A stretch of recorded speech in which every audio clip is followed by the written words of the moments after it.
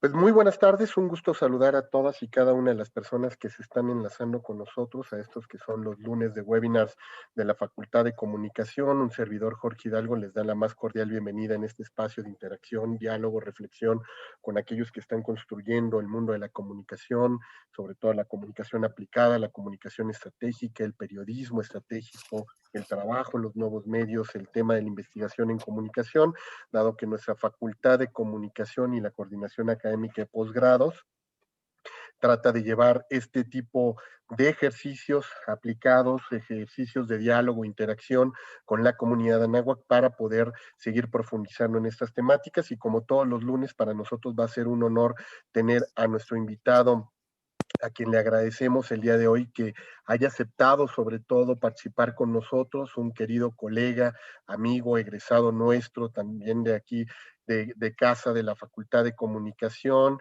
el maestro Yavo Mora, quien es crítico literario, ensayista, periodista cultural, corresponsal internacional, quien aceptó incluso estando a la distancia, ahora estando en Madrid, poder colaborar con nosotros con esta diferencia horaria. Yavo, muchísimas gracias por estar con nosotros. Un gusto, como siempre, poder dialogar y escucharte. Al contrario, gracias a ustedes. Muchísimas Muchas gracias. gracias, Yavo. Y sobre todo, muchísimas gracias al doctor Francisco Lorenzo, quien ha sido nuestro gestor, mediador, ideador de este diálogo que vamos a tener con Yavo Mora. El doctor Francisco Lorenzo es nuestro coordinador académico de la maestría en periodismo estratégico y nuevos medios, a quien yo le agradezco muchísimo todo el trabajo e intervención para que Yavo pudiera estar con nosotros el día de hoy. Doctor Francisco Lorenzo, muchas gracias y muy buenas tardes. Buenas tardes, muchas gracias, doctor Jorge Hidalgo. Muchas gracias. Y bueno, pues un poco para quienes nos están sintonizando y se van familiarizando con este espacio, les comentamos, hoy vamos a tener este conversatorio con Yavo Mora para poder dialogar con él sobre estos grandes encuentros que se han dado entre el periodismo y la literatura. Hoy que hablamos sobre todo de muchos escritores que tuvieron una, vamos a decirles, una formación periodística en su haber, que tuvieron parte del oficio colegiado y transversal del cruce de plumas con las rotativas y que después seguramente migraron muchos de ellos a la actividad literaria, o también muchos de los periodistas que hoy trabajan este tema del periodismo narrativo y constantemente pues van tocando luces con el ejercicio literario y que seguramente serán parte de las temáticas que estaremos analizando con Yavo. Así es que para aquellos que se están vinculando con este tema del periodismo, que cruzan con el tema literario, pues seguramente encontrarán en este conversatorio pues algo de mucho interés. Un poco la dinámica para quienes nos están sintonizando, vamos a tener una primera exposición por parte de Yavo Mora y posteriormente empezaremos la interlocución, vamos a abrir la sesión de preguntas y respuestas para que si quieren ir preparando en ese diálogo algún cuestionamiento, alguna inquietud que Yavo pueda apoyarles a resolver y sobre todo dialogar sobre ello, los invitamos a que nos lo vayan notificando a través del chat aquellos que nos siguen en el live stream que estamos haciendo en este momento en nuestras redes sociales o también a través del Zoom para que les podamos dar la palabra. Así es que sin más, yo me voy a permitir darle la palabra al doctor Francisco Lorenzo, como les decía, coordinador académico de nuestra maestría en periodismo estratégico y nuevos medios, para que nos pueda apoyar haciendo la presentación de nuestro invitado del día de hoy, Yavo Mora, compartiéndonos un poco de su semblanza para conocer parte de tu gran trayectoria. Yavo y Francisco, nuevamente buenas tardes. Doctor Francisco Lorenzo, adelante, el micrófono es todo tuyo. Muchas gracias, doctor Jorge Hidalgo. Muy buenas tardes a todos. Hoy vamos a tener un tema bastante importante, ¿no?, para nosotros universitarios. ¿Por qué? Porque es la relación justamente entre literatura y periodismo o periodismo y literatura. Estas son ambas actividades intelectuales que se entrelazan y conforman una alianza que ha producido grandes obras y grandes literatos y también grandes periodistas, ¿no? Desde los que transitaron del periodismo a la literatura, como Samuel Langhorne Clemens, mejor conocido como Mark Twain, Gabriel García Márquez, Enrique Vilamatas y Arturo Pérez Reverte, hasta los grandes periodistas que desde su trabajo informativo realizaron obras con gran belleza literaria, como Tom Wolfe, como Truman Capote, como el mismísimo Kapuscinski. Dentro de estos temas, a mí me gusta mucho, que es precisamente la especialidad de nuestro invitado de hoy, es este género periodístico literario como es la crónica. La crónica hoy en día es cada vez más importante. ¿Por qué? Porque es un rescate del mismo periodismo justamente en el auge de los ambientes digitales y que permite también al cronista alcanzar estatutos estéticos de gran literatura. Me voy a permitir leer una breve semblanza de nuestro invitado de esta tarde. Yabo Mora es crítico literario, ensayista y periodista mexicano. Estudió filosofía y periodismo en la Universidad Anáhuac, México, y los másters en edición, en estudios literarios y en literatura hispanoamericana, los tres en la Universidad Complutense de Madrid. Como hispanista, trabaja un amplio abanico de temas en el ámbito de los estudios literarios, con énfasis en el imaginario cultural, en el patrimonio bibliográfico, historia literaria y vínculos entre literaturas hispanas y pensamiento. Como ensayista, escribe sobre las tensiones culturales y los acontecimientos relacionados con la crisis civilizatoria actual. Entre los años 2015 y 2018 fue reportero en Medio Oriente, donde cubrió historias sobre persecución religiosa y refugiados en el marco de la guerra contra el Estado Islámico. Y en el año 2018 viajó a Liberia y Sierra Leona, en el occidente de África, a cubrir historias de sobrevivientes del ébola. Trabajó en el sello editorial Alfaguara en Madrid, bajo la dirección de Pilar Reyes, y actualmente Yabo es el director de la colección Cronistas de Hispanoamérica en Ediciones Carena de Barcelona. Bienvenido, Yabo Mora. Muchas gracias. Muchas gracias. Y una petición solamente en lo que arrancamos para aquellos que nos están siguiendo ahorita a través del Zoom. Les vamos a pedir si mientras se expone Yabo podemos tener nuestras cámaras y micrófonos apagados para que el ancho de banda no se vaya a limitar y no se nos vaya a caer el conversatorio. Y en cuanto empecemos la sesión de preguntas y respuestas, prendemos cámaras para poder interactuar con nuestro invitado. Muchísimas gracias a todos por su apoyo y nuevamente, pues Yabo, bienvenido. Que se quede uno al menos. Quédate ahí, Francisco, para tener la sensación de que le estoy hablando a alguien. Bueno, Adelante, efectivamente la crónica es una herramienta muy poderosa que tiene el periodista para atrapar el acontecimiento o los acontecimientos que van definiendo la historia. El periodismo yo lo defino como el primer borrador de la historia y mucha de la historia escrita tiene su origen en las grandes crónicas. Si queremos hacer una arqueología del momento en el que el periodismo o la historia se cruza con la literatura, con las herramientas narrativas, podríamos irnos muy, muy, muy atrás hasta la época de Homero o de Herodoto, y vamos a ver cómo ahí está ya la presencia de las herramientas narrativas en la historia que se está contando.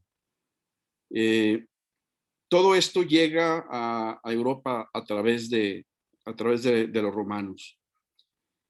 Y son los europeos, los españoles, quienes nos traen esas herramientas narrativas al Nuevo Mundo. Recordemos las crónicas de Indias.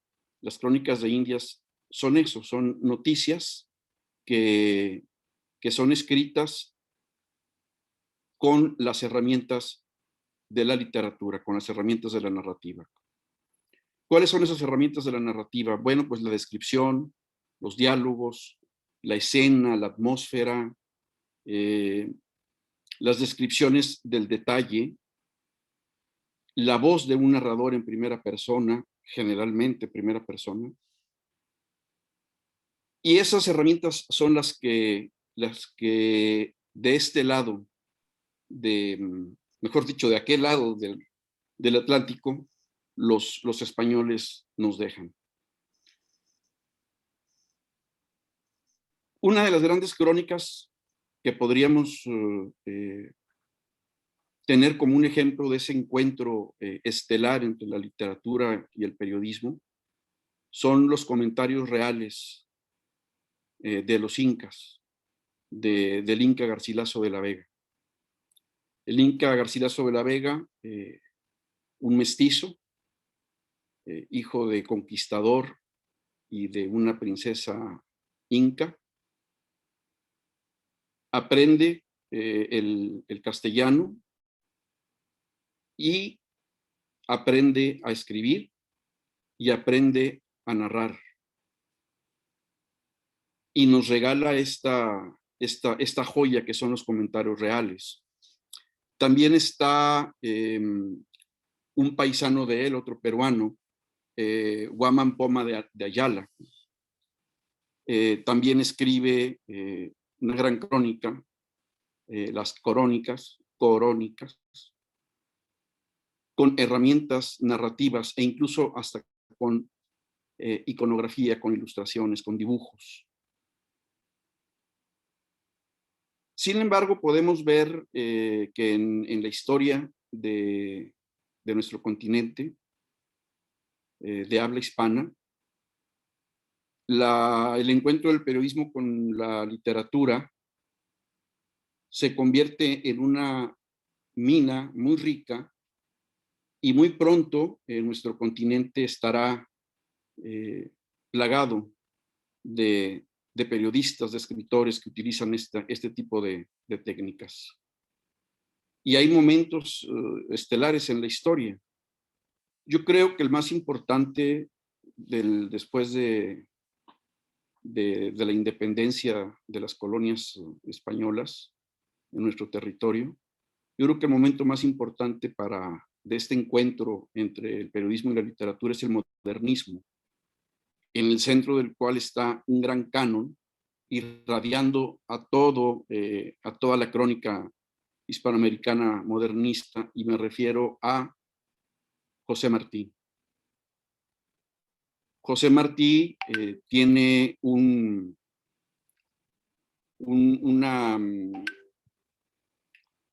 una antología con todas sus crónicas, es el volumen número 25 de las obras completas de José Martí, las obras que fueron editadas y publicadas por el gobierno cubano. En el volumen número 25 están todas sus crónicas y todas son verdaderas joyas literarias. No obstante que traten eventos coyunturales, acontecimientos del momento, eventos del momento que solamente podrían interesar a sus contemporáneos, cuando las leemos nosotros a la distancia, esas crónicas adquieren un brillo propio por la calidad literaria de la prosa de José Martí. Hay una crónica muy interesante que se llama el terremoto de Charleston. Fue un terremoto que sucedió en agosto de 1886 en esa ciudad importante, porque era una ciudad emblemática, porque ahí es en donde dicen se dio el último disparo de la guerra civil norteamericana. Así que cuando hubo el temblor, el mundo puso la mirada sobre Charleston. Digo, puso la mirada limitada, ¿verdad? Lo que en ese momento, a finales del 19, podría entenderse por la mirada del mundo en un solo lugar. Esa crónica es una belleza. La tengo aquí en mis manos, el terremoto de Charleston. Fue publicada el 10 de septiembre de 1886 en este gran periódico que todavía existe, La Nación de Buenos Aires. Y está escrita a manera de carta. Es una carta que le escribe al director del periódico para describirle qué es lo que estaba pasando, y tiene pasajes literarios verdaderamente bellos, como por ejemplo este. Nunca se había estremecido la tierra en la blanda pendiente que inclina hacia el mar. El pueblo se extiende sobre suelos de lluvias, que es el de la planicie de la costa. Jamás hubo cerca volcanes ni volcancillos, columnas de humo, levantamientos, ni solfataras. De aromas eran las únicas columnas, aromas de los naranjos perennemente cubiertos de flores blancas, ni del mar venían tampoco sobre sus costas de agua baja que amarillean con la arena de la cuenca, esas olas robustas que echan sobre la orilla oscura como fauces el océano sobre la ciudad. Y toda la crónica, 7 páginas, bueno, de los nuestros, 7 folios, es en ese tono. Está dando la información periodística, pero la está dando de una manera literaria, utilizando la descripción, utilizando las metáforas, etc.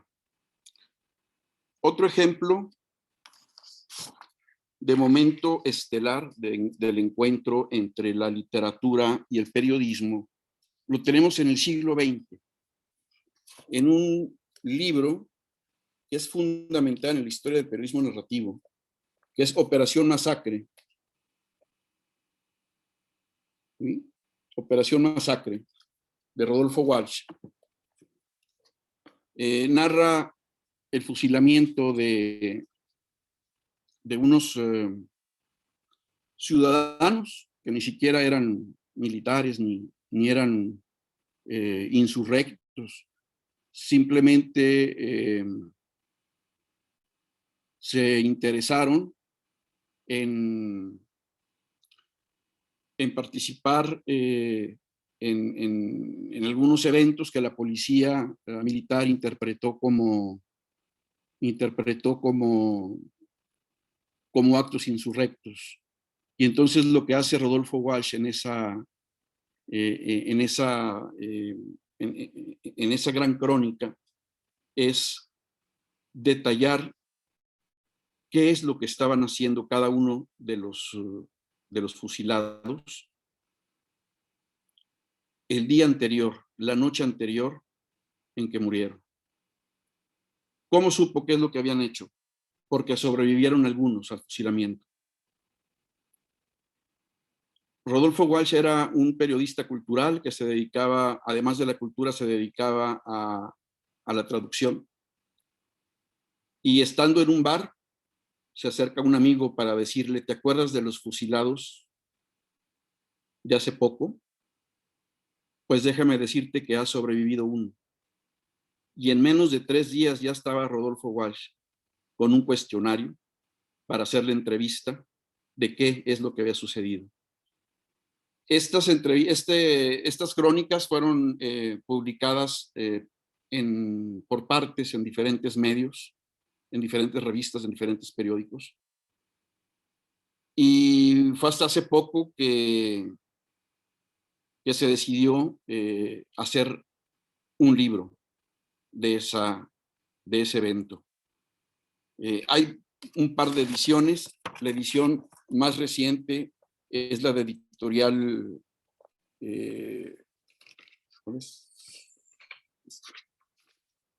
Asteroide. Es muy importante porque tiene una introducción de una gran cronista latinoamericana que es Leila Guerriero. Ella hace un pequeño estudio introductorio de este libro de Rodolfo Walsh.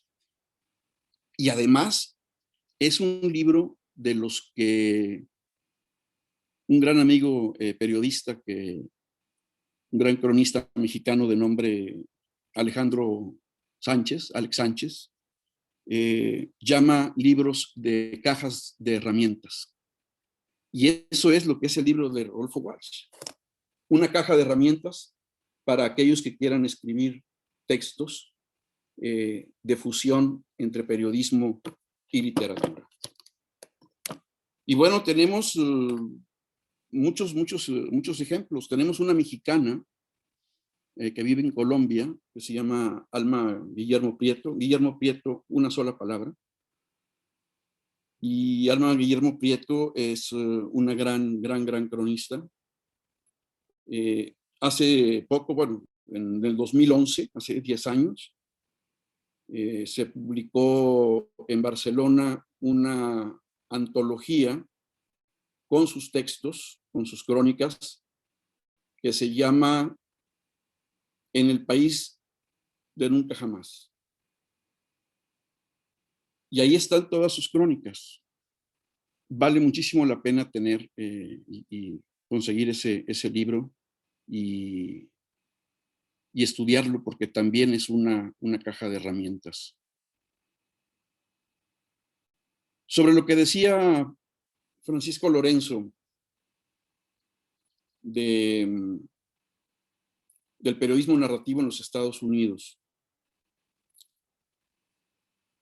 Oficialmente se dice que el periodismo narrativo es un género que inventó Truman Capote y que su novela, A Sangre Fría, que además es la novela que leyó Alejandro Sánchez, el periodista, este gran periodista mexicano, y que en su momento le impactó y tomó la decisión de ser periodista y dedicarse a esto, y además lo hace de manera estupenda.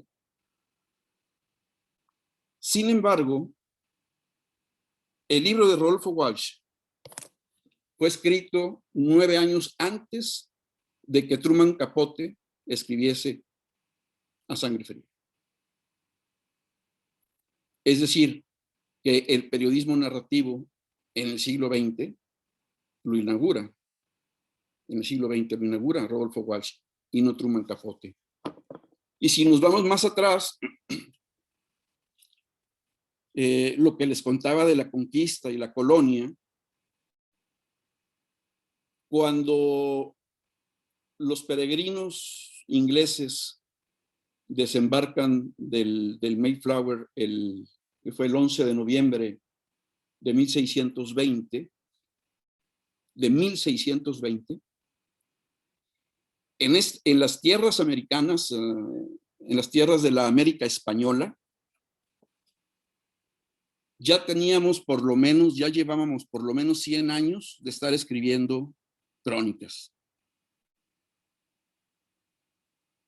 Ya teníamos 100 años de estar escribiendo crónicas.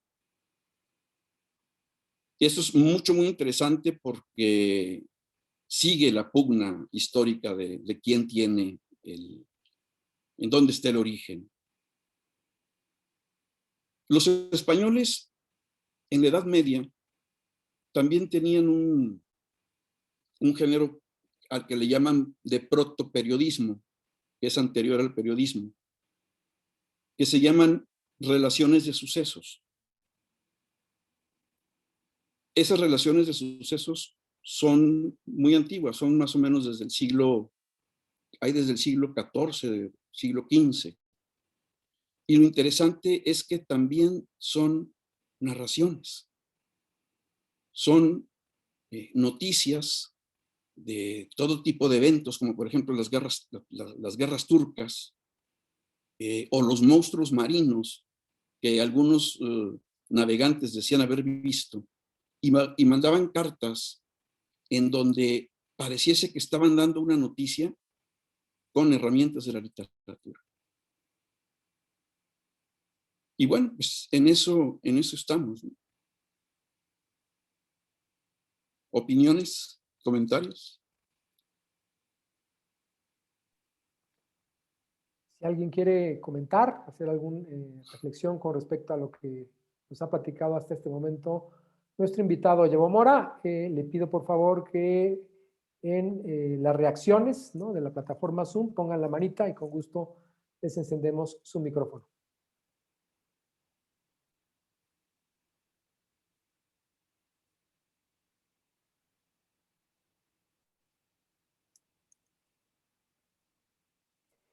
Muy bien, tenemos ya a María José Ávila, ¿no?, con una pregunta.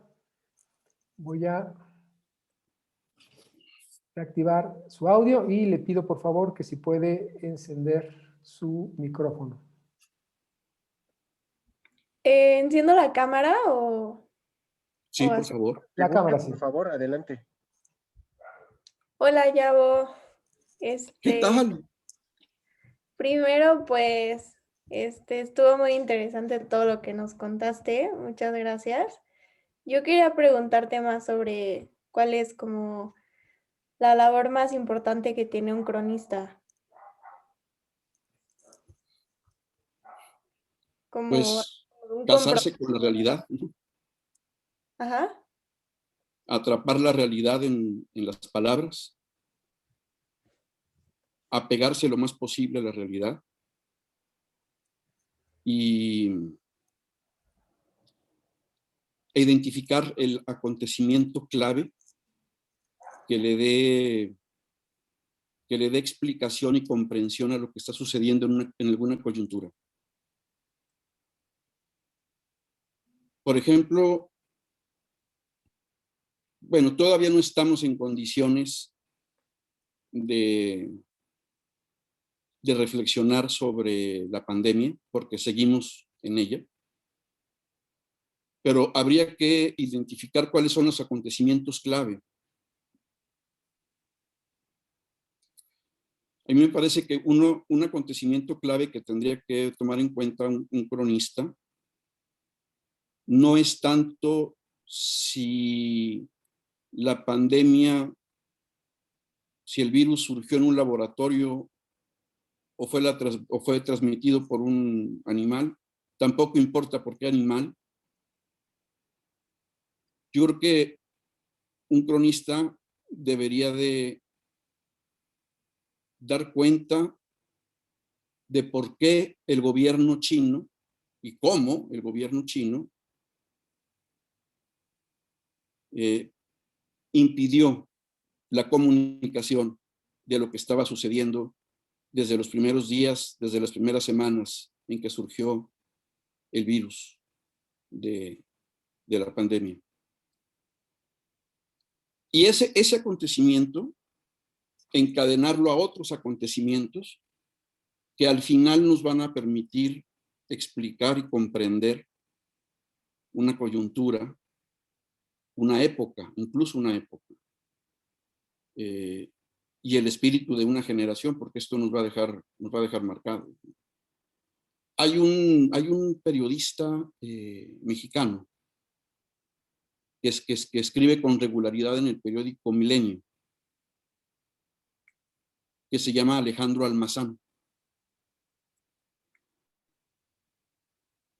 Y él está escribiendo con mucha frecuencia crónicas sobre la pandemia. Y lo está haciendo de una manera ejemplar. Y estoy seguro que lo que está escribiendo en estos días se va a quedar para la historia de la crónica en lengua española, porque lo está haciendo de una manera muy literaria, muy elegante, muy bella, no obstante que está tocando temas muy delicados, ¿no?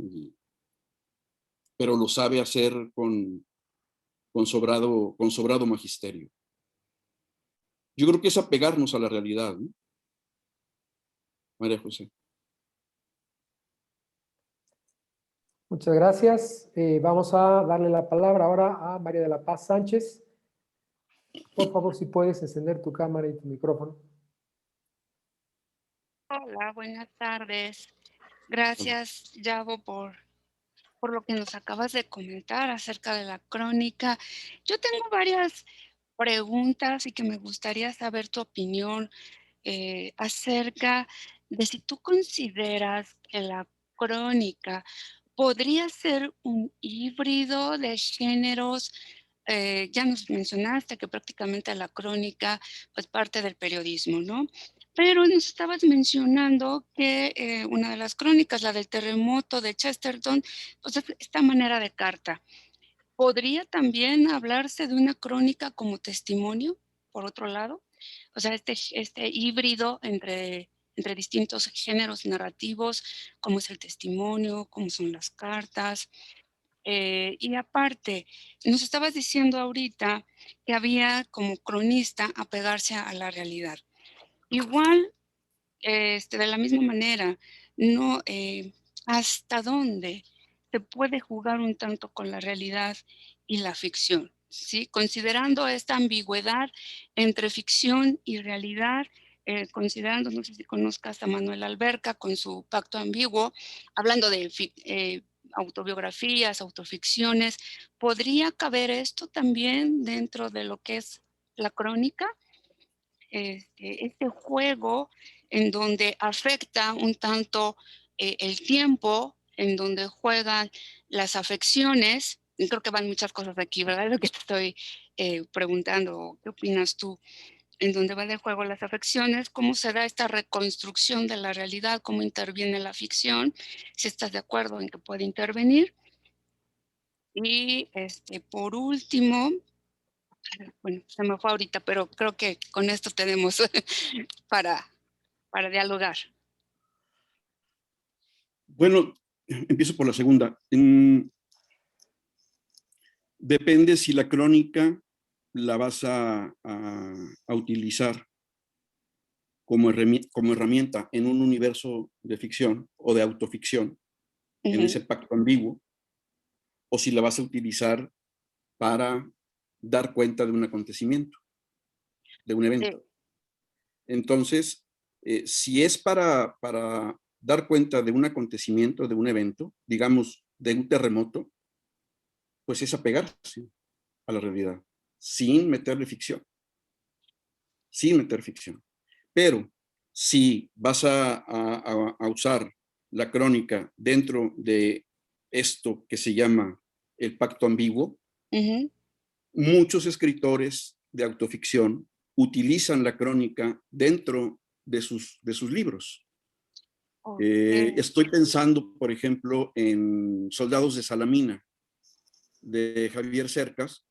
Es un libro de autoficción y muchas de sus partes son periodísticas y muchas de sus partes son crónicas. Y lo hace de manera ejemplar, solo que sí mete ficción. ¿Se puede o no se puede? Sí, sí se puede, pero dependiendo en qué universo vas a utilizar la crónica. Si lo vas a utilizar para las noticias, pues no. Ok. Perdón que te interrumpa. Es No, que no, me encanta lo que me estás comentando. Depende cómo lo estás utilizando, no robo más el tiempo de los demás.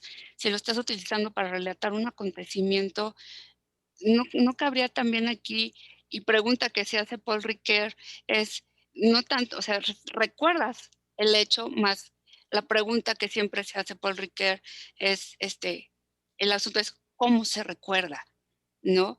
Y a la hora de escribir la crónica es cómo se recuerda, y en el cómo se recuerda entra indirectamente la ficción, ¿no? Porque la imaginación de imagen pues viene a construir imágenes.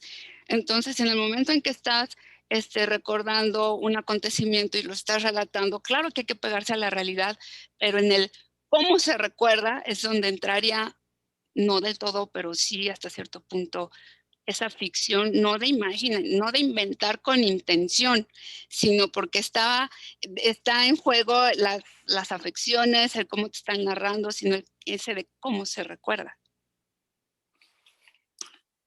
Bueno, Paul Ricoeur tiene un problema, y que es fenomenólogo. Y para los fenomenólogos lo más importante no es lo que acontece fuera de la cabeza, sino lo que acontece en esa gran pantalla que llamamos mente. Ajá, sí. Y desde el punto de vista de un fenomenólogo, pues sí, para ellos sí es válido utilizar las pinceladas de la ficción a la hora de escribir una crónica. Y finalmente, para un fenomenólogo no habría otra manera de escribirlo porque incluso hasta las palabras, y esto ya sería hasta una exageración de los posmodernos, incluso las palabras no tienen referente real en la realidad. Okay. Pueden ser sustituidas por otras cosas, ¿no? ¿Por qué? Porque todo significado es arbitrario, es impuesto. Ajá, ajá. Ahora, para cerrar, a Paul Ricoeur le faltó leer mucha crónica. Ok. Gracias. Muchas gracias, María de la Paz. La maestra Telma Peón tenía la mano levantada, ya la bajó. Maestra, ¿tiene alguna pregunta? Si no, le damos la palabra a alguien más.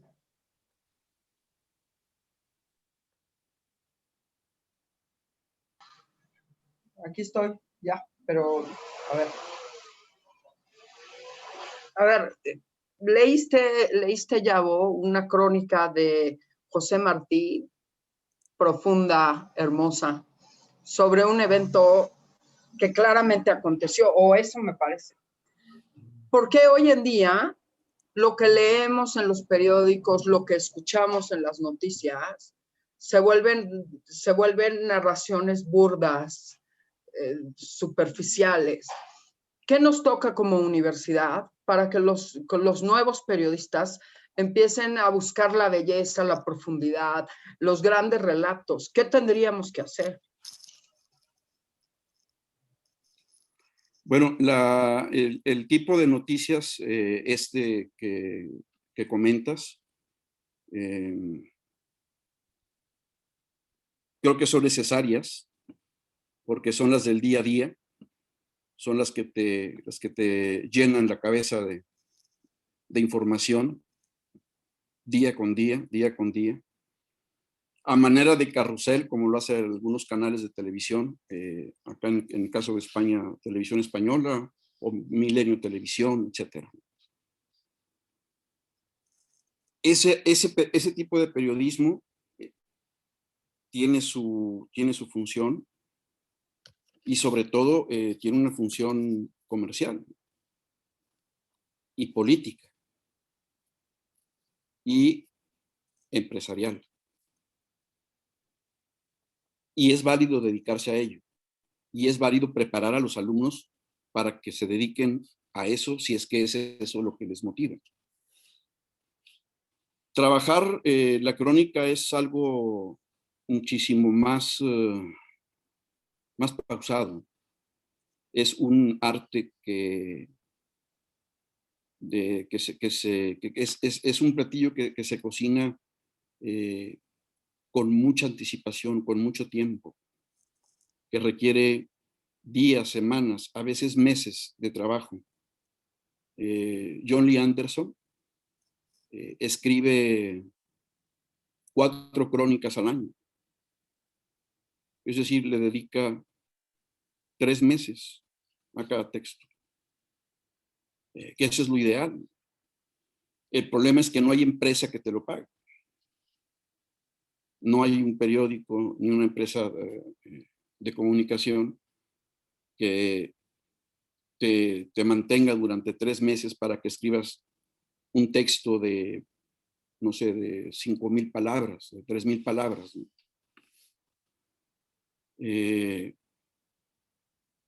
Sin embargo, vale la pena porque vale el esfuerzo porque ahora hay un mercado para la crónica que se venden libros, ya sea de un solo tema, escrito por un solo cronista, o de un solo tema escrito por varios cronistas, o de un cronista que recopila, antologa sus crónicas. Esto se hizo, bueno, se ha hecho siempre, pero uno de los ejemplos más recientes fue con el caso de Ayotzinapa, de los 43.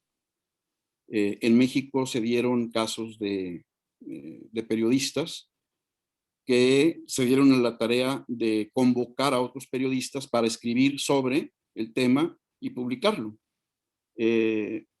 Surgieron así algunos libros como, bueno, por ejemplo, el que ya les he mencionado, el periodista Alejandro Sánchez, Alex Sánchez, es uno de los periodistas que convocó a un grupo de periodistas para escribir sobre esto. Y ese tipo de libros tienen mercado. ¿Qué es lo que hay que hacer en las universidades? Fomentarles el gusto por la literatura, porque un periodista que quiere escribir crónica tiene que leer mucha ficción, mucha ficción. Y saber leer ficción, no leerla como un lector normal, como un lector tradicional, sino leerla como lee un escritor. Es decir, haciendo una radiografía de las estrategias literarias, de las estrategias narrativas que el novelista o el cuentista está utilizando para hacer su texto y tomarlas y aplicarlas a la realidad. Yo creo que por ahí hay que hacer más talleres de periodismo narrativo, Francisco.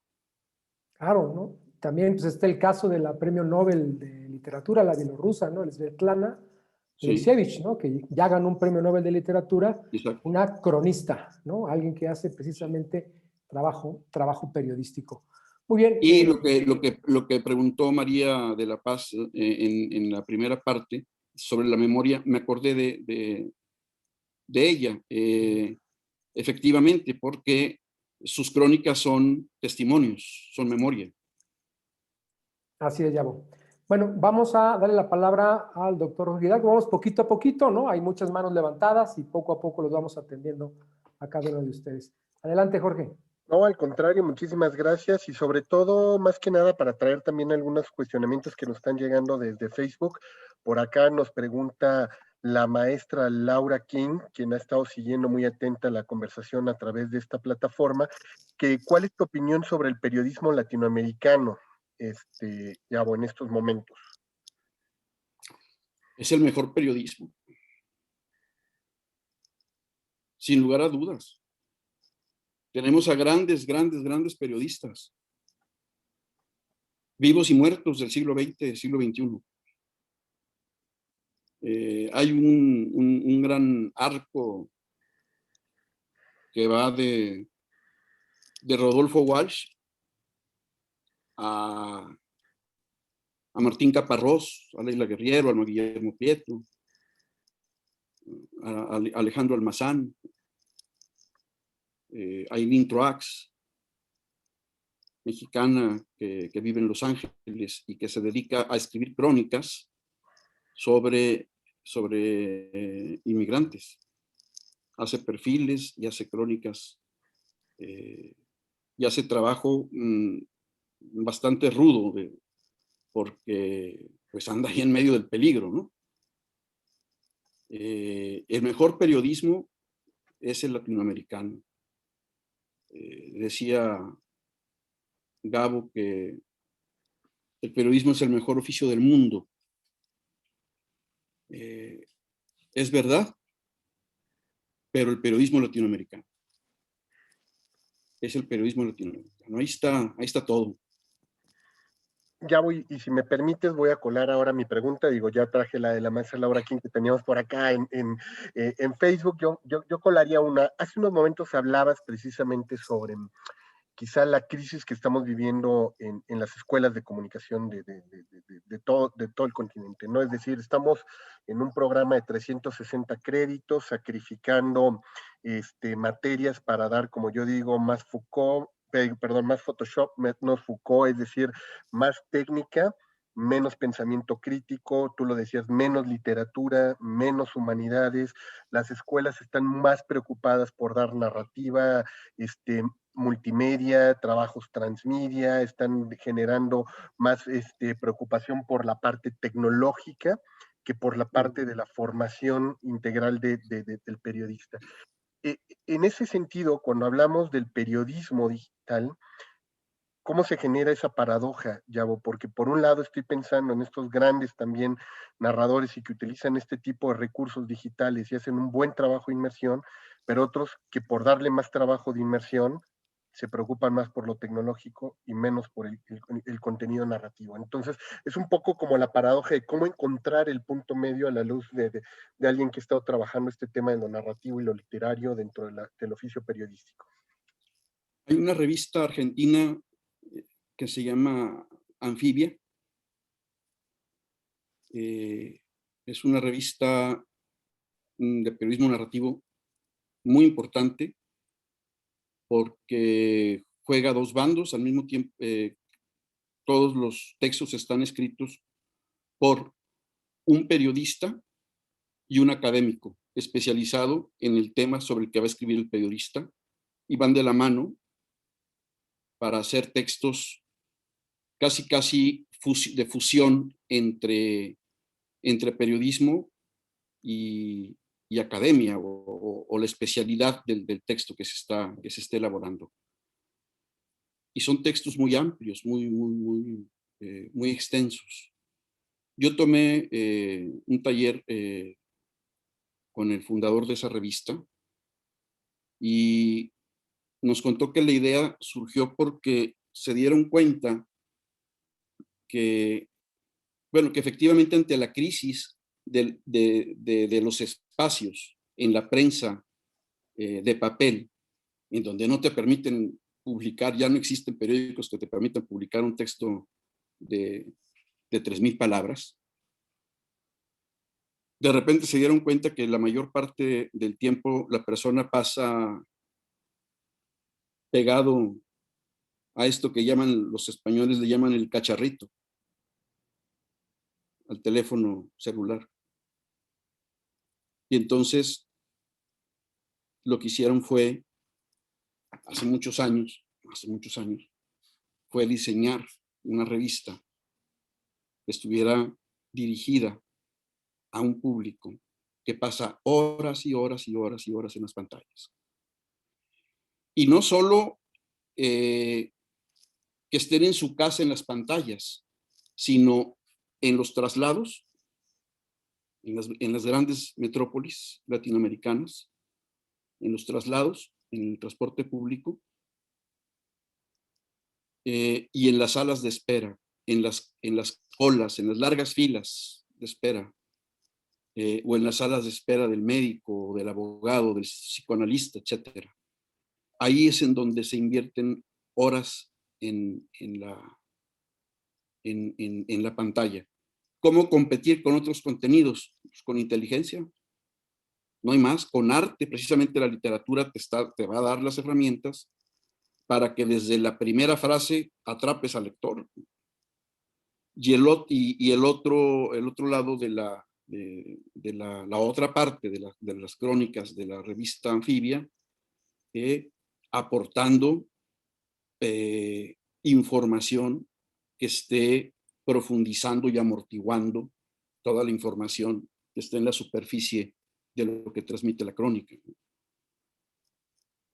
En las universidades no debe existir un pleito entre los dos formatos, ni entre los dos universos. Yo creo que o pueden ser complementarios, es decir, un perfil complementario en donde el egresado sea capaz de moverse en los dos terrenos, o por especialización. En Europa, una cosa extraordinaria, en Europa los alumnos de las carreras de grado, le llaman acá, eligen sus tiras de materias, casi en su totalidad. Habrá tal vez un 10% de asignaturas que les impone la universidad, pero la mayoría las eligen los alumnos con vista al perfil que quieren adquirir.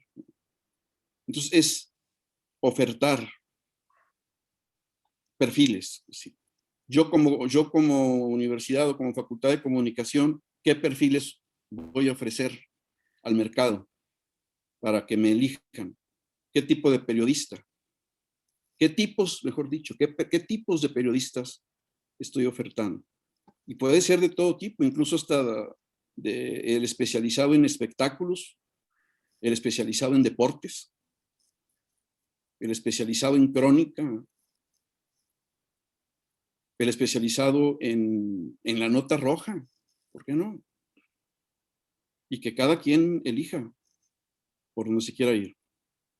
A mí me habría encantado dedicarme a la nota roja, a entrevistar asesinos múltiples, etc. No me fue posible porque soy muy débil para esas cosas.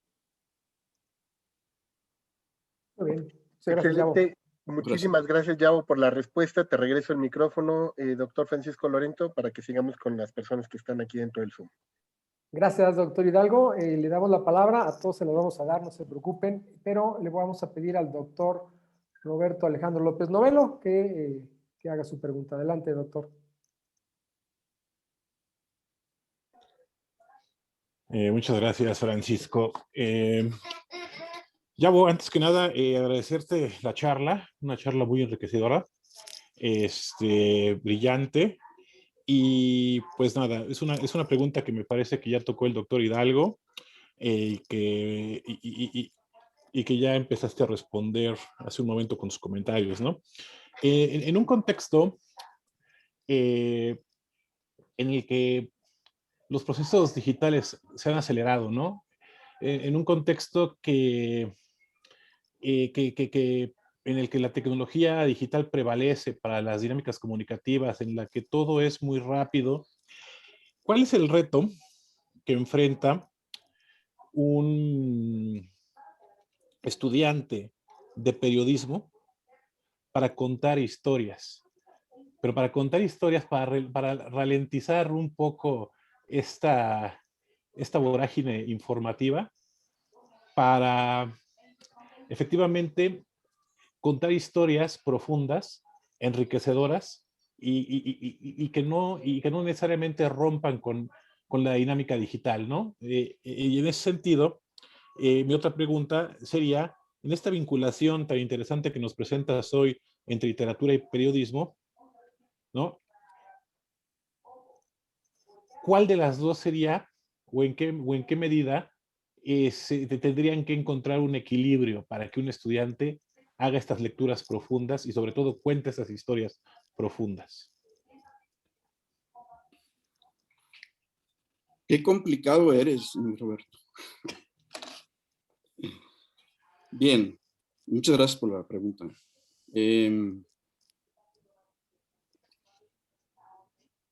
¿Cómo se llama el técnico este que se dedica a seleccionar las obras de arte para una exposición en una galería? ¿Un curador? Un curador. Tenemos que formar curadores de noticias. Okay.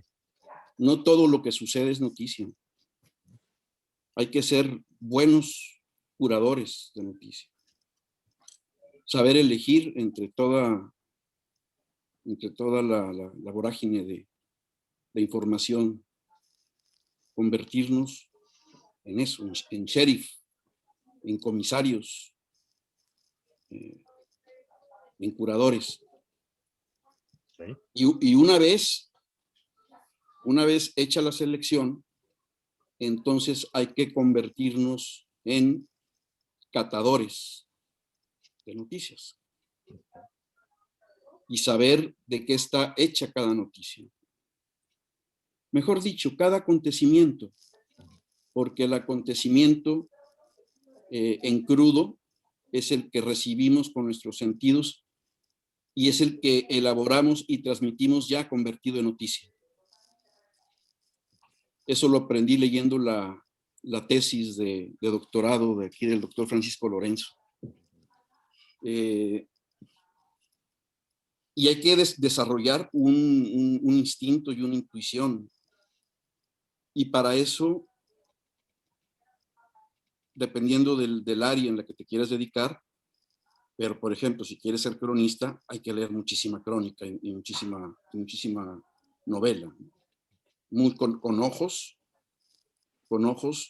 técnicos, es decir, con ojos de extraer las herramientas con las que está escrita una novela, que es para nosotros es lo más importante. No de qué se trata, ni los personajes, y que si el chisme de que le puso el cuerno, que esto, no. Cómo está escrito, con qué herramientas están escritas, qué novedades tiene este autor que yo pueda tomar para utilizarlas en mis textos.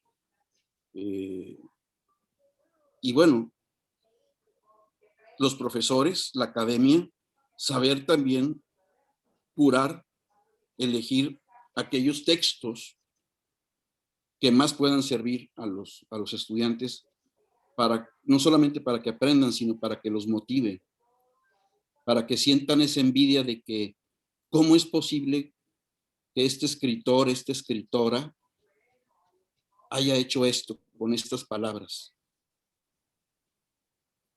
¿Por qué no hacerlo yo? Okay.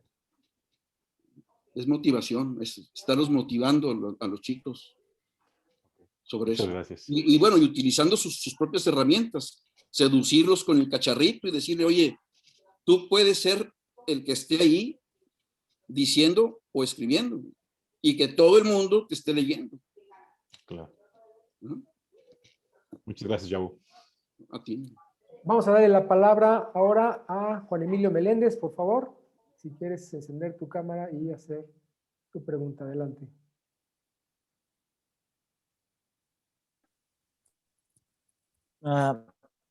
Sí, Oye, Yabo, para ti, ¿cuál sería el mayor reto para un corresponsal en Medio Oriente, tomando en cuenta que es una zona normalmente peligrosa y muy asediada por incursiones del Estado Islámico, por la actividad militar que siempre ha habido en los últimos 20, 30 años por Estados Unidos, el Reino Unido, básicamente por la Unión Europea?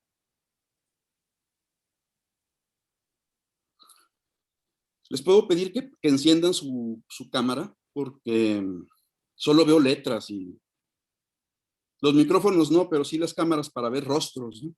Muchas gracias. Muchas gracias. Sé que se está grabando esta intervención, así que voy a tener mucho cuidado, Juan Emilio Meléndez, a la hora de responder esa pregunta, que es una pregunta cargada tiene su punto fuerte y delicado.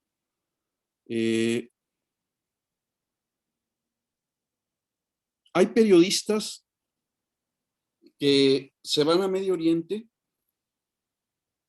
a perseguir la guerra. Casi andan detrás de la bomba.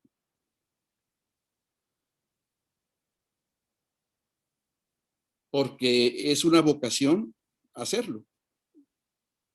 Porque hay que enfrentarse a esa realidad. Y porque alguien tiene que reportar esa realidad. Realidad cargadas de injusticias.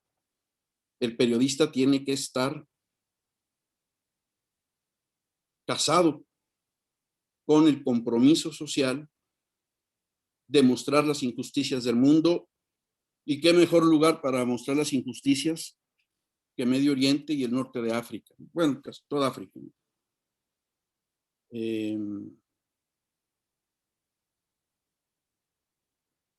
Pero hay otros periodistas, como es mi caso, que llegamos al día después, que nosotros no vamos a buscar la bomba. Hay un periodista mexicano que nos contaba, que estuvo en Medio Oriente, que nos contaba a manera de chiste, pero que era realidad, que cuando alguien gritaba, corran porque la bomba va a caer aquí, ese periodista corría hacia el lugar en donde iba a caer la bomba, para tener todo, ¿verdad? La fotografía, la imagen. Todo, ¿no?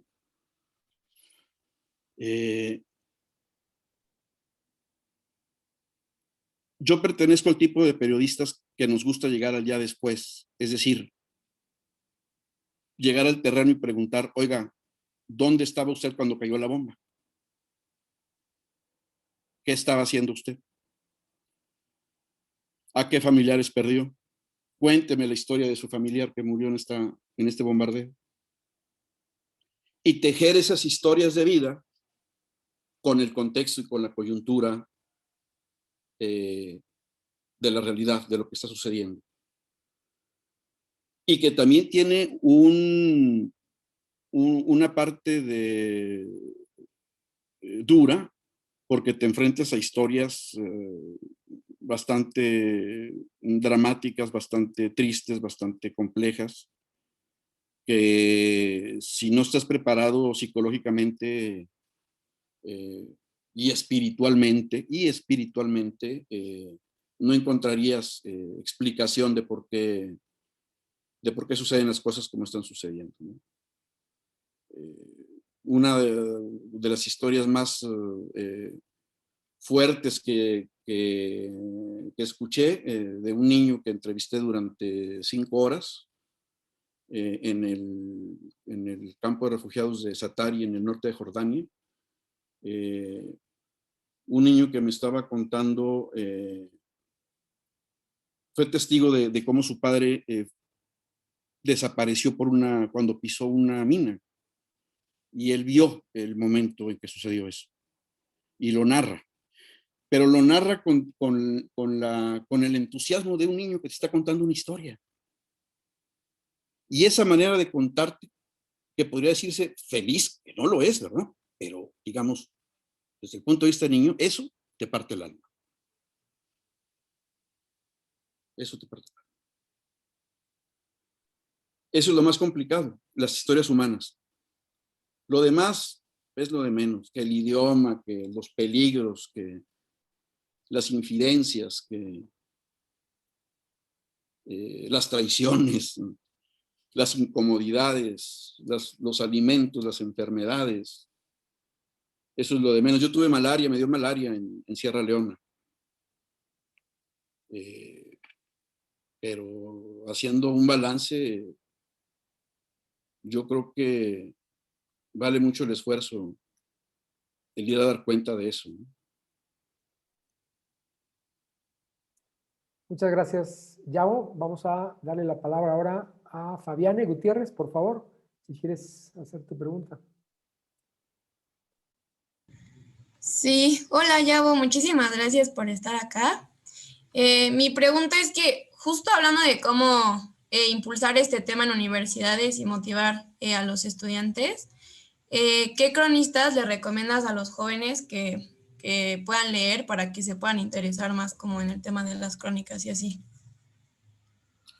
Pues yo siempre recomiendo leer a los cronistas del país al que me estoy dirigiendo y en este caso México tiene a grandes cronistas.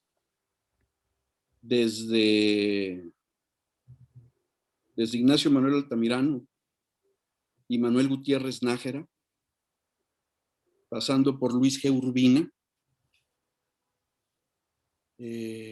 hasta Carlos Monsiváis, hay que leerlo, Juan Villoro, y a la generación posterior a Juan Villoro, a los nacidos después de la década de los 60.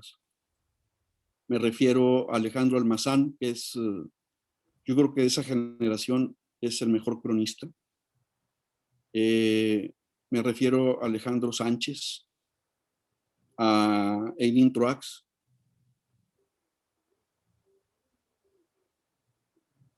Y bueno, si volteamos nuestra mirada hacia América Latina, hacia Hispanoamérica, los argentinos están haciendo una gran labor cronística como Martín Caparrós y Leila Guerriero. En Perú tenemos a Villanueva Chang, que fue fundador de la revista Etiqueta Negra, una revista que fue la mejor revista de crónica en cualquier idioma, según lo dijo una revista italiana, la mejor revista de crónica en cualquier idioma, la peruana Etiqueta Negra, fue dirigida por Villanueva Chang y por Diego Fonseca. Hay que leer a Diego Fonseca, por supuesto. Hay que leerlo mucho a Diego Fonseca. Y a las mujeres cronistas. Hay mujeres cronistas que se enfrenten en el terreno más duro de la realidad para dar cuenta de cuestiones del narcotráfico, cuestiones de secuestros. Por ejemplo, este grupo de periodistas que se llama Periodistas de a Pie, que fue fundado por Marcela Turati y por Pastrana, por Daniela Pastrana.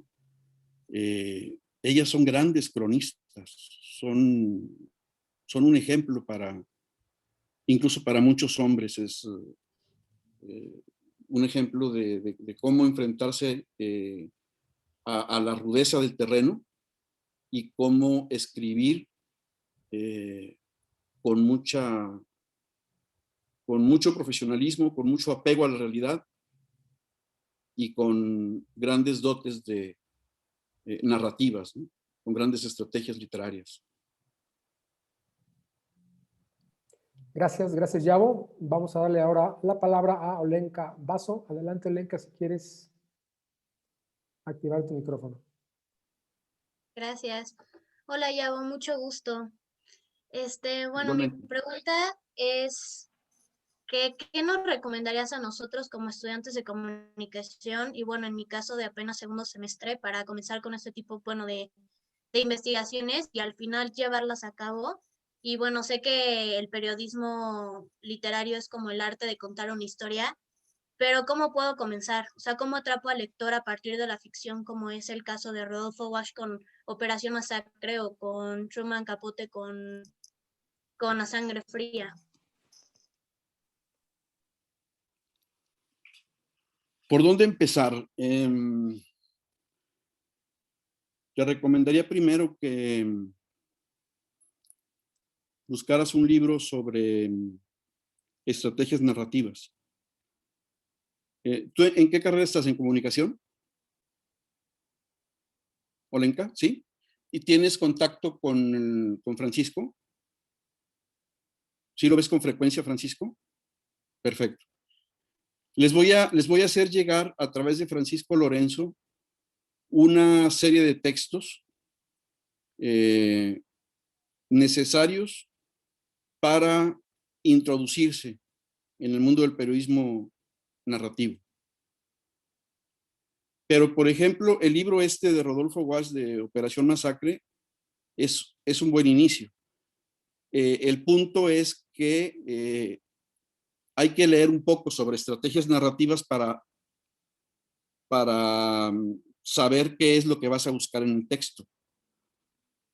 Porque un lector normal pues lee la historia de Operación Masacre y termina el libro con un vacío en el pecho porque está bastante cruel el tema. Pero nosotros tenemos que ir en busca de con qué lo escribió y cómo lo hizo.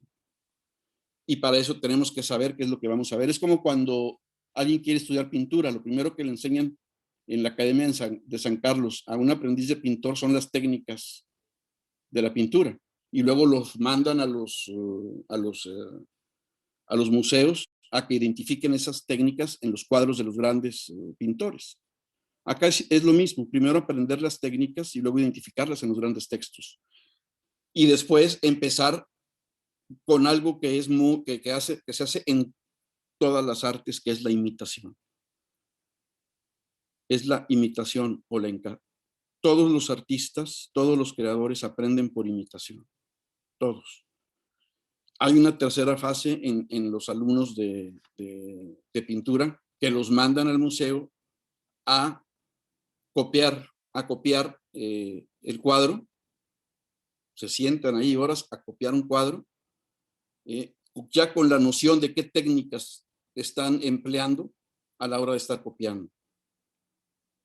Y eso te va desarrollando agilidad en las estrategias narrativas. Y por ahí esa es la puerta de entrada, ¿no? Y paralelo, pues estar leyendo mucha crónica. Y tratar de identificar con qué área de la realidad, qué área de la realidad quieres trabajar, qué área del periodismo quieres trabajar, con qué tipo de periodismo te quieres casar, quieres dedicar tu vida, ¿no? Consagrarte, ¿no? Muchas gracias, Yavo. Vamos a darle la palabra ahora a Viviana Topete. Por favor, Viviana, si quieres hacer tu pregunta. Hola, Yavo. Muchísimas gracias por tu plática. Estuvo muy, muy interesante. Yo te quería comentar dos preguntas que me surgieron. La primera, bueno, hablando de los encuentros entre el periodismo y la literatura, además de la crónica, ¿cómo podríamos acercarnos a una narrativa literaria, tal vez alrededor de otros tipos de periodismo, que tal vez estuvieran más enfocados en el género informativo, sin perder al mismo tiempo la esencia de estos mismos?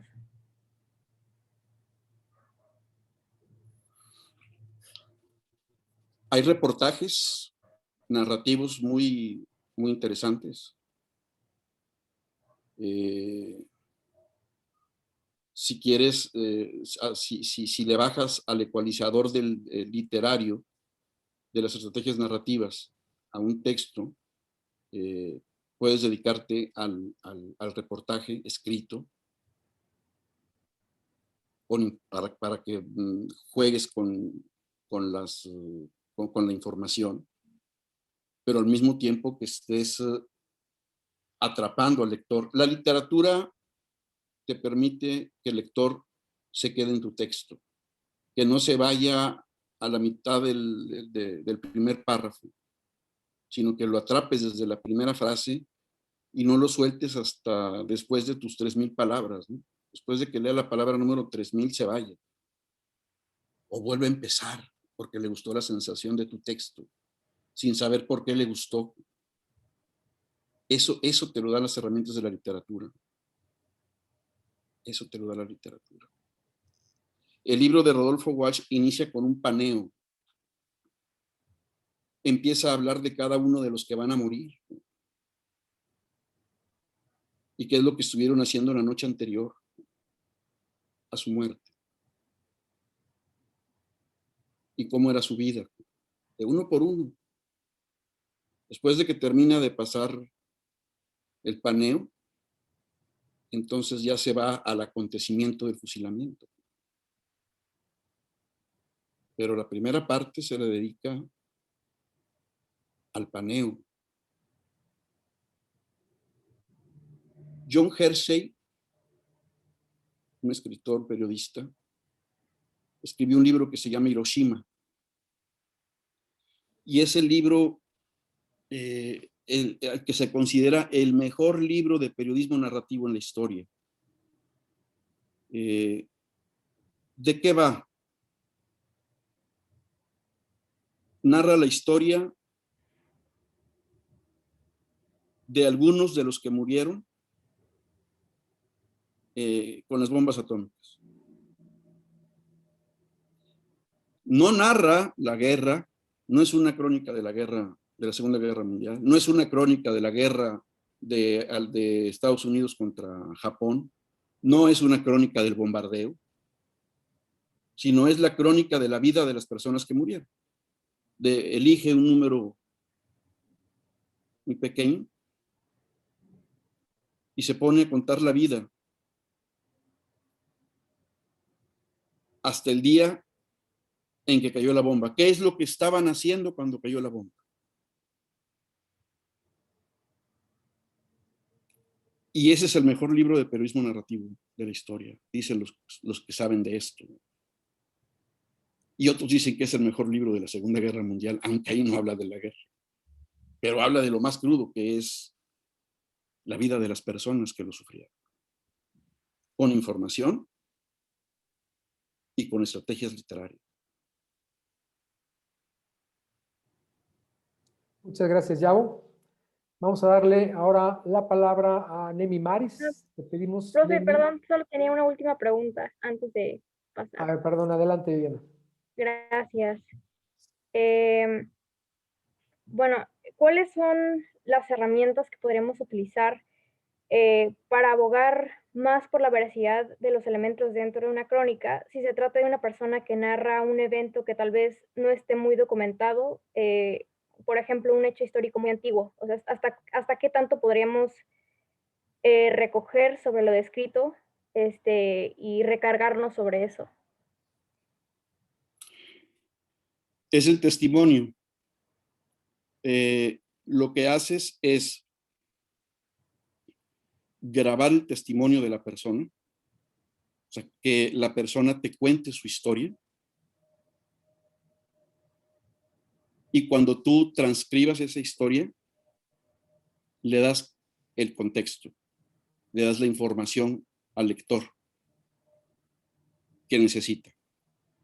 Información que no siempre tiene la persona que te está dando su testimonio. Pero tú como periodista vas a investigar todo. Es más, ya cuando llegues a entrevistar, imagínense John Hersey cuando llegó a entrevistar a los sobrevivientes de la bomba atómica, para que contasen la historia de algún muerto que haya conocido. No llegó así nomás con la mente en blanco, ¿no? Tuvo que haberse documentado de todo lo relacionado con la bomba atómica y todo lo relacionado con la historia de Hiroshima y Nagasaki, y todo lo relacionado con la Segunda Guerra Mundial, del conflicto es decir, toda la información que está abajo, lo que Hemingway llamaba el iceberg. Lo que el lector lee es solamente la punta del iceberg, pero el trabajo de información que está bajo las profundidades es lo que hace el periodista. Si tienes que llegar tú ya con el contexto perfectamente bien estudiado para que tus preguntas sean muchísimo más potentes, y dejar que la persona que va a dar su testimonio, dejarla que hable libremente. Léete no sé, La noche de Tlatelolco, de Elena Poniatowska. Esta cronista Alexievich, que ganó el Premio Nobel de Literatura. Cualquiera de sus libros son testimonios, pero están contextualizados por la periodista. Ahora, muchas veces la persona que está dando el testimonio necesita que a la hora en que tú estás transcribiendo su testimonio, necesitas tú estar identificada con las herramientas del lenguaje, con la gramática, para ir. No me gusta utilizar la palabra corregir, porque cada quien habla de acuerdo a los materiales que su entorno le da, pero sí de ir, digamos, burilando el estilo del testimonio para hacerlo más uniforme y más entendible al habla común, siempre cuidando las particularidades de su tono, su musicalidad, su ritmo, sus palabras, ese universo de palabras que manejan y que son los testimonios. Un testimonio en un párrafo de 50 palabras, de 100 palabras, un testimonio es un universo construido con palabras y filtrado por un yo que está recordando y que está sufriendo al momento de estar recordando. El testimonio, los recuerdos. La palabra recuerdo tiene una raíz muy interesante. Significa volver a pasar por el corazón. El recuerdo es volver a pasar por el corazón. Entonces, eso tienes que saber transmitirlo a la hora de transcribir un testimonio. Perfecto, muchas gracias, Yavo. Ahora sí, un poquito más rápido, ya estamos terminando, ¿no? Este webinar. Le voy a dar la palabra a Nemi Mares, si puedes encender tu cámara y hacer tu pregunta, por favor.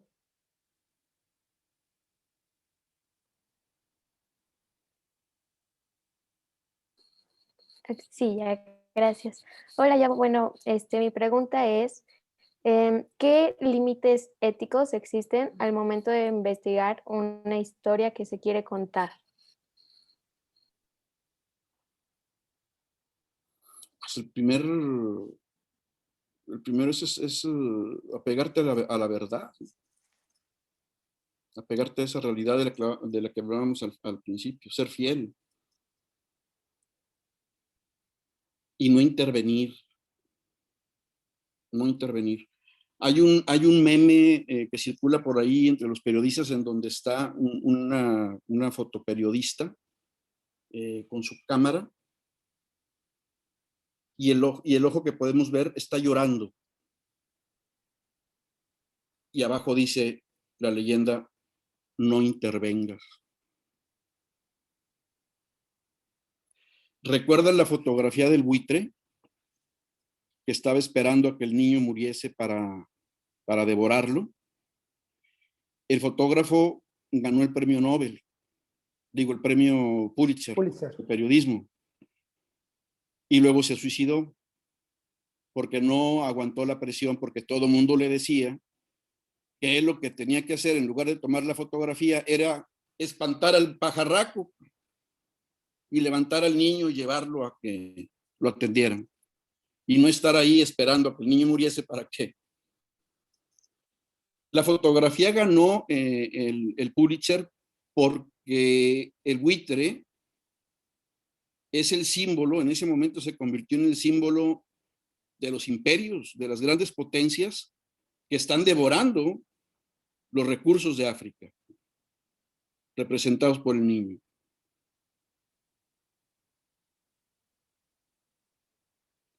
La ética del periodista, estoy diciendo la del periodista, es no espantar al pajarraco. No intervengas. Ahora, no tengo la fuerza para hacerlo. Ah, bueno, entonces cuelga el hábito, cuelga la fotografía y dedícate a otra cosa. Y salva al niño y espanta al pájaro y dedícate a otra cosa. Gracias, gracias, Yavo. Vámonos con la pregunta de Diego Valdés Morales, por favor. Tu pregunta, Diego, y enciende tu cámara.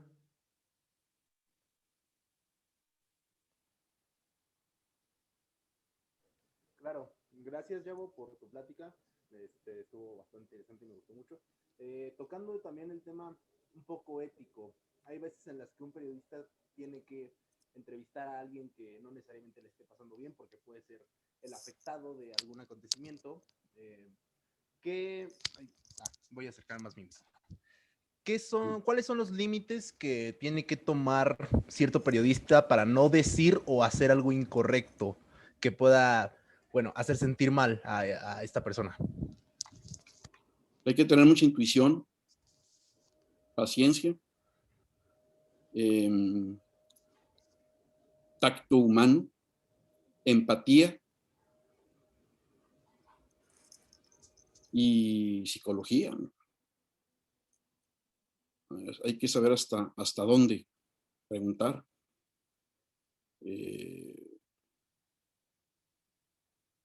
A mí no me gusta forzar a la gente a una respuesta cuando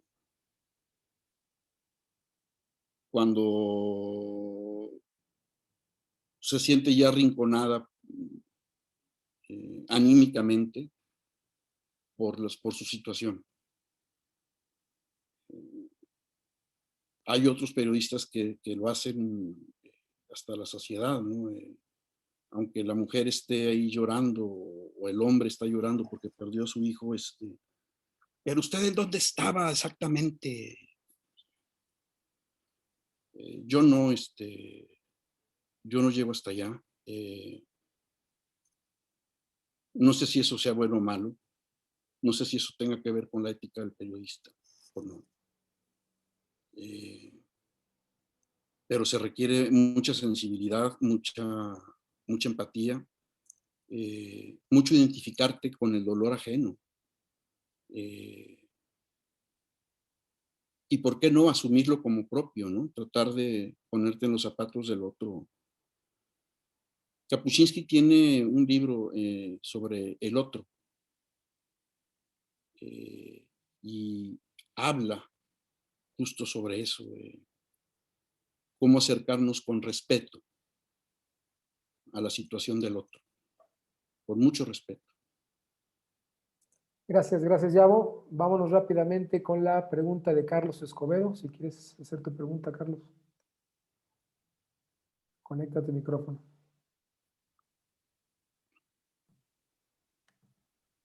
¿Ya me escucho? ¿Sí me escucho? Ok. Hola, mi nombre es Carlos y a mí me gustaría hacer una pregunta como un poco más personal y me gustaría saber, pues, para usted, ¿cuál sería la crónica que ha leído que usted considere que sea la que más le ha marcado? No hay, no hay, porque ni siquiera me acuerdo cuál es la primera crónica que leí en mi vida. es difícil. Te podría responder por cronistas que me han marcado, y yo creo que el primero es García Márquez, y sus crónicas para mí son muy importantes. Me marcó el modernismo, porque yo estudié literatura. Yo llegué a la crónica por la literatura, llegué por Manuel Gutiérrez Nájera y por Luis G. Urbina hace muchos años. Llegué a la crónica por ellos y me marcaron. Gutiérrez Nájera además fundó una revista que duró 3 años, de 1896 a 1899, que se llamaba Azul, y fue la revista, durante 3 años fue la revista de crónica más importante de la América hispana, de Hispanoamérica. A mí tanto su crónica como su vida me marcaron mucho. Siempre he explorado mucho estoy muy casado con el continente hispanoamericano, me gusta mucho toda la crónica y toda la novela y toda la cuentística y todo el ensayo hispanoamericano. Así que si quieres familiarizarte, yo creo que por García Márquez es una buena puerta para empezar. Muchas gracias, Chavo. Y ahora sí, nos vamos con la última pregunta de la sesión del día de hoy, de José Rodrigo García. Adelante, José Rodrigo, si quieres encender tu cámara y tu micrófono. Adelante.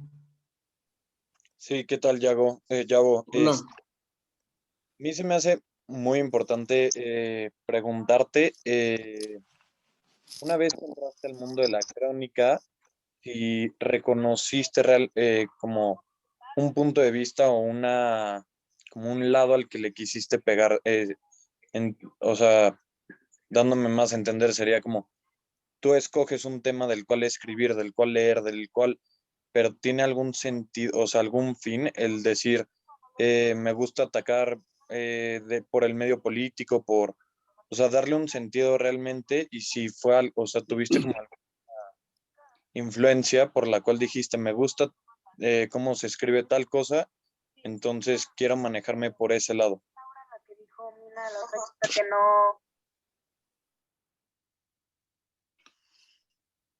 La verdad, estoy convencido que uno no escoge los temas, sino que son los temas los que lo eligen a uno, ¿no?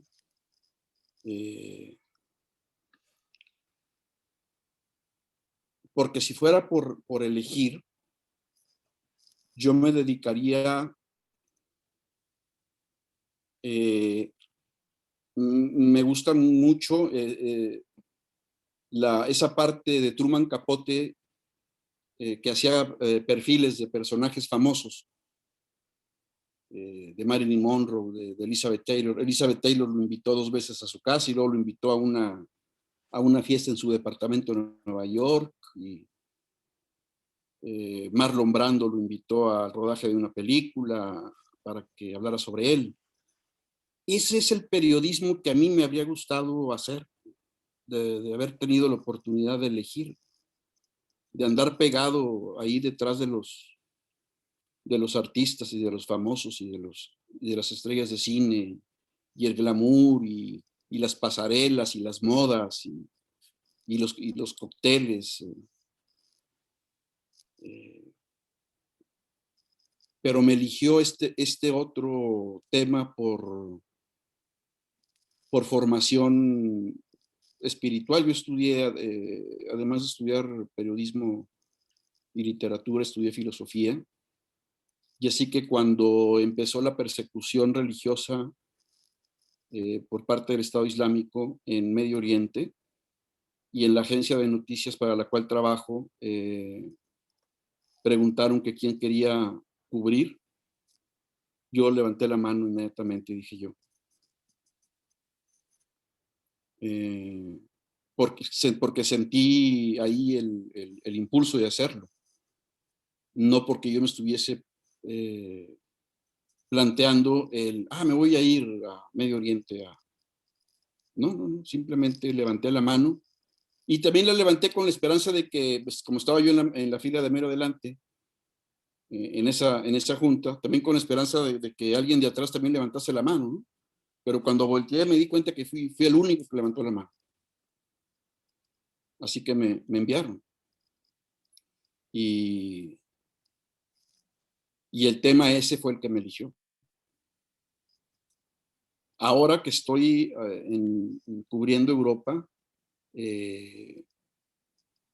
por supuesto cumplo con la agenda temática que me da la agencia por semana, pero además yo le dedico al tema de los refugiados de Medio Oriente y Norte de África en España. O sea, le dedico tiempo a eso, a los perfiles, a los reportajes, a las historias de las rutas de esa diáspora que vienen a buscar ideales en Europa, ¿no? Justamente es un tema que me eligió. Justamente es el tema que vamos a tener en el próximo webinar del próximo lunes, que vamos a hablar ya con una extraordinaria periodista colombiana, hablando precisamente de la cobertura, ¿no?, de los expatriados, ¿no?, de las diásporas, ¿no?, de esto que está pasando en América Latina, el próximo lunes. Y pues la verdad es la que de hoy es muy interesante, pero ya se terminó el tiempo, ¿no? Y solamente me resta pues agradecerle mucho a nuestro invitado Yavo Mora, a nuestro egresado, excelente, extraordinario egresado de nuestra maestría en Periodismo Estratégico y Nuevos Medios, y le voy a regresar el micrófono a nuestro coordinador de posgrados, el doctor Jorge Hidalgo, para que concluya el evento, ¿no?, y para que también le entregue virtualmente nuestro reconocimiento a nuestro invitado del día de hoy. Adelante, Jorge. Muchísimas gracias, doctor Francisco Lorenzo y Yavo, sin duda muy interesante escuchar tu plática y estas reflexiones finales donde nos dejas pensando cuánto del periodismo, como dices, no es tanto a veces una profesión, sino un llamado en particular, ¿no? Hoy lo dices, también hay que estar en el lugar exacto también para que el llamado tenga eco y tenga resonancia en la vida personal, ¿no? Y con eso, bueno, creo que hay mucho que nos dejas para la reflexión, sobre todo para aquellos estudiantes que hoy de pronto dicen dedicarme al periodismo. ¿Por qué si hay tantas opciones, ¿no?, dentro del mundo de la comunicación que pudieran parecerles aparentemente más glamurosas, más llamativas, ¿no?, más vistosas incluso económicamente? Y tú no lo decías, a veces es el llamado, ¿no?, ya sea personal, el eco que te hace o las circunstancias que te ponen en el lugar exacto para que descubras que ahí va parte de tu vocación en ese sentido. Y Yavo, yo quisiera también, además de cerrar y agradecerte esta participación con nosotros, agradecerte sobre todo la invitación que has hecho también a nuestros alumnos para escuchar en un ejercicio personal ese llamado, y bueno, pues agradecerte en nombre de nuestro director, el maestro Carlos Cienfuegos, este ejercicio que has hecho con nosotros para reflexionar sobre el encuentro entre el periodismo y la literatura, ¿no? Hoy te agradecemos en nombre de nuestra Facultad de Comunicación, desde la Coordinación Académica de Posgrado, este valioso webinar, el que pudieras interactuar con nuestros estudiantes y las personas que nos han estado siguiendo en las redes sociodigitales, y que podamos posteriormente después retomar pues este que ha sido parte de tu trabajo periodístico para seguir reflexionando seguramente en otras temáticas. Espero que podamos tenerte más adelante también con nosotros para seguir dialogando sobre estos temas del periodismo estratégico, los nuevos medios, la actividad, sobre todo los corresponsales internacionales. Y una vez más, gracias, Yavo Mora, por haber estado con nosotros. Gracias a ustedes, muchísimas gracias. Y bueno, pues hacerles una invitación a todos los que nos están sintonizando para que la próxima semana, efectivamente, como bien nos lo comentaba el doctor Francisco Lorenzo, nos puedan acompañar. La maestra Margarita Solano Haddad estará con nosotros hablando sobre cobertura responsable sobre migración forzada, un enfoque a partir de los derechos humanos. Hoy que hablamos de los derechos de la comunicación, los derechos humanos que están altamente ligados con nuestro oficio, pues no se diga que también el comunicador, como bien lo decía Yavo, es una especie de de watchdog, ¿no? Que estamos a la vigilancia también, no solamente los procesos democráticos y el buen ejercicio del gobierno, sino también en el buen ejercicio de los derechos humanos y las libertades en muchas partes del planeta. Así es que los invitamos para que la próxima semana, 1 de marzo, 16 horas, nos puedan acompañar en este mismo espacio para dialogar con nuestra colega periodista colombiana Margarita Solano. Muchísimas gracias a todos por habernos acompañado. Ha sido un gusto y un honor tenerlos por aquí a todos y cada uno de ustedes. Que tengan una excelente tarde. Hasta luego. Igualmente, gracias. Chao.